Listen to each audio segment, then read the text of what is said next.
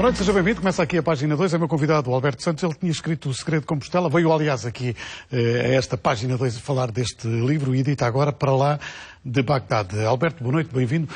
Antes de começarmos a conversa, estava aqui a perguntar, já foi a Bagdade alguma vez? Não tive a oportunidade de ir ainda pessoalmente. Apenas foi pela imaginação e pela investigação que tive de fazer para escrever esse livro e outros também já no passado. Ainda tentei saber condições para se poder viajar neste momento lá. Começava um sítio, uma cidade extremamente difícil de viver e também de visitar, mas não é fácil. Uma cidade que eu conheço bem, imagino-se. Podíamos ter conversado aqui um bocadinho antes sobre este livro. Os seus livros partem sempre de algo que imagina, mas depois há que juntar uma série de factos para deixar aquela ideia, isto podia ter mesmo acontecido. Sim, a ideia é ter uma história verosímil de um tempo do nosso passado.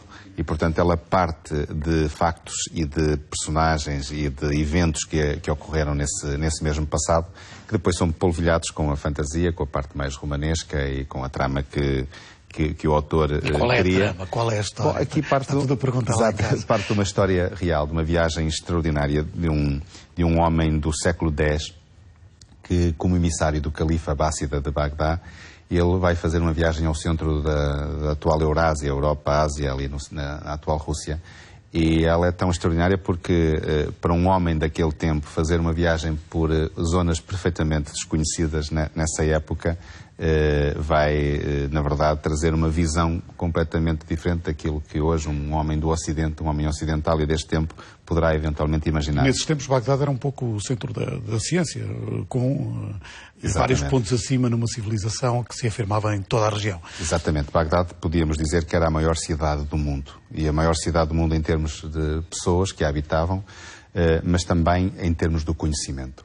E esta história procura precisamente captar esse momento. O momento em que uma civilização, com capital precisamente em Bagdá, detinha o maior conhecimento do mundo, que foi a buscar aos gregos clássicos. Contagiar a todos. Exatamente. Foi buscar aos gregos, foi buscar aos indianos, aos chineses, aos caldeus, e conseguiu ali na Casa da Sabedoria, que os califas alimentaram e apoiaram durante cerca de 150 anos, ter os maiores mestres desse tempo.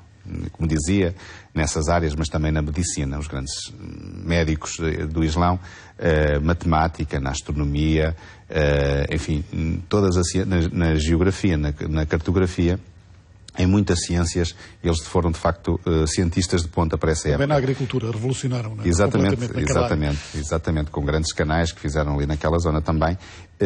Eu diria que se houvesse prémio Nobel naquela época, eles provavelmente ganhariam todos os prémios Nobel desse tempo.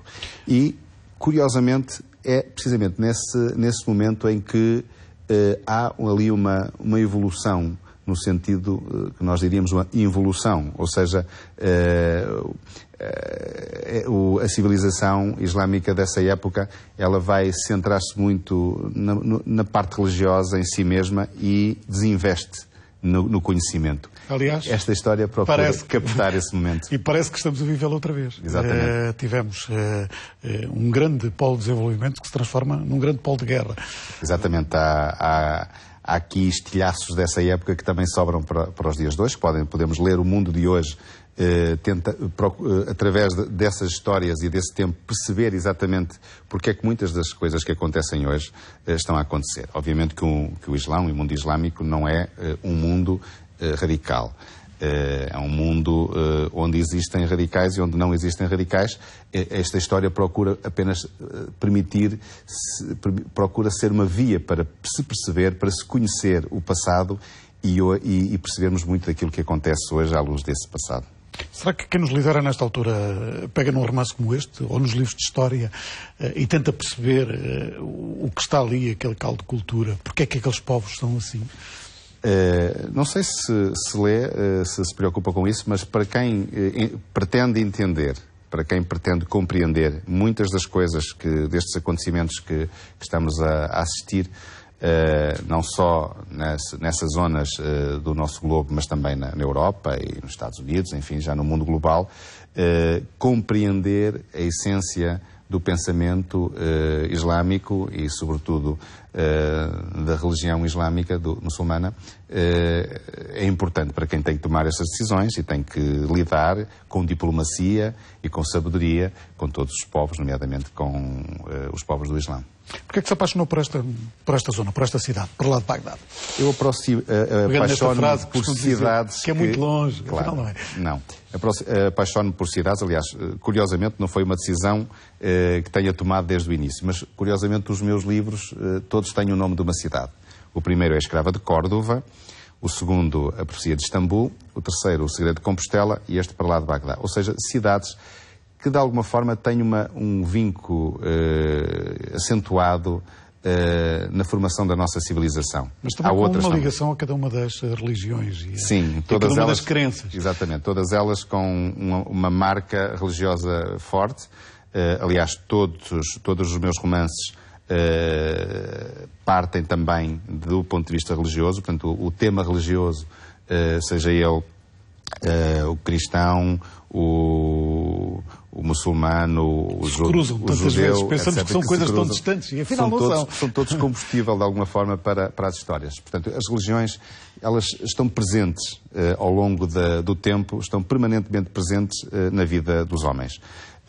Quer para os que creem, quer para os que não creem, para os que são de uma religião, para os que professam outra religião. As religiões são presentes e determinam muito daquilo que acontece na vida das pessoas. E, portanto, compreender, no fundo, o pensamento religioso e, sobretudo, o passado, através das religiões, penso que é importante também para os dias de hoje. Saindo do romance que eu ainda não conheço, olhando para outros dias, para estes dias, como é que o Iraque, como é que aquela região onde nasceu grande parte da nossa civilização, que muitas vezes é retratada nessa imagem da Torre de Babel, onde estão todos os pensadores que falam línguas diferentes, mas todos se entendem, acaba por mergulhar nesta grande confusão onde estão todos a falar a mesma língua, mas ninguém se ouve, ninguém se entende. Isso, de facto, é um paradoxo da civilização, não é? Portanto, ali é o berço da nossa civilização, desde o tempo da Mesopotâmia, dos babilónios. É ali que, dali também parte mais tarde, nesta época, precisamente, muito do conhecimento que depois a Europa, já na Idade Média, vai recrutar para poder chegar à Renascença. E hoje, de facto, vemos com esta atitude, desta forma que referiu, toda aquela zona em guerra e olhando para lá, nós próprios ficamos estupefatos. Porquê é que isso acontece? Há muitas razões, não vamos agora escalpelizá-las, mas há muitas razões que contribuem para isso e, obviamente, que o tema religioso é um tema que não pode deixar de ser referido nesta questão, para além das questões económicas. Portanto, eu penso que a religião e a economia ali se digladiam muito para levar as pessoas à guerra e, sobretudo, os inocentes. Será que aquilo que já foi esse berço da nossa cultura voltará a ser um centro de ciência tolerante? Sim, nos tempos mais próximos não estamos a ver como seja possível, mas os homens são capazes de surpreender com o tempo. Esperemos que a história ajude a fazer-se uma evolução em todos os pontos do globo e que ali também chegue essa tolerância que já existiu no passado. E esse centro de conhecimento. Nos livros anteriores, as pessoas entendem melhor a religião depois de passarem por um romance com estes traços históricos, mas eu penso que sim.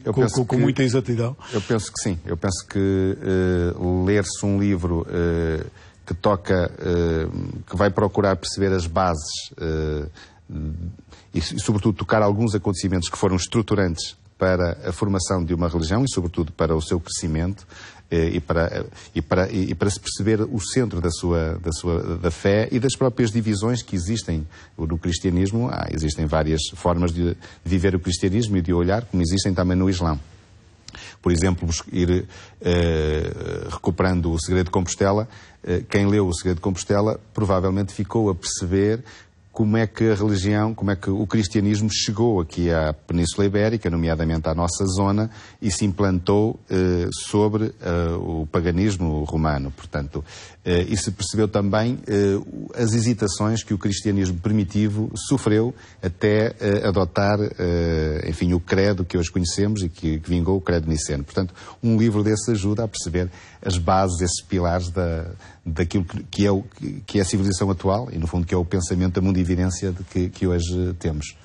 Temos muitas diferenças entre este Islão mais puro e o cristianismo mais puro que retrata nestes dois últimos livros? Na essência, não, porque são duas religiões abraâmicas, são duas religiões reveladas a par do judaísmo e, portanto, são duas religiões que partem do mesmo princípio da crença num Deus único. E, portanto, as divisões depois vão muito. O Islão entende que, sendo o profeta Maomé, tendo sido ele a quem foi prestada a última revelação divina, portanto é aquela que está mais pura e mais próxima da divindade. O cristianismo assenta a sua base na crença sobretudo da ressurreição. E, portanto, aí depois começam a fazer as suas divergências e, sobretudo, na matriz de Cristo ser também divino, que o Islão entende que não, é apenas um profeta. Mas, na essência, na base, é a crença num Deus único e num Deus abraâmico, portanto, que tem a mesma base civilizacional. Em Compostela e aqui também em Bagdade temos esse Deus que é um Deus de paz, mas que pode ser um Deus de guerra.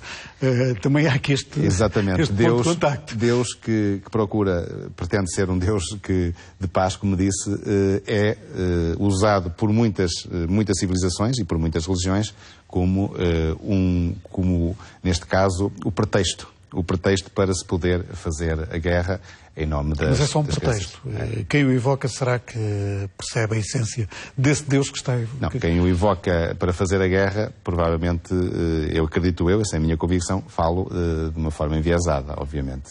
Alberto, parabéns por mais um romance. Para lá de Bagdade, uma leitura para se entenderem também estes nossos dias. Voltamos amanhã com o Dia em 40 Minutos, como sempre, às 9 em ponto, aqui à RTP2. Faça uma boa noite.